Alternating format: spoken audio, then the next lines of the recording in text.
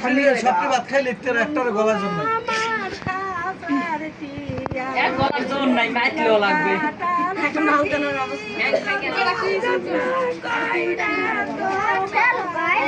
ধরে রাখা আওয়াজ আগে দেই এই তোমরা একটু পিছনে যাও একটু হাওয়া বাতাস আইতো তোমরা একটু পিছনে গোলাবানের কেউ দাবার দিবি না না ওরা আগে থাকবে যা নিচে বল তোরা মিষ্টি খেলা ওরাই হচ্ছে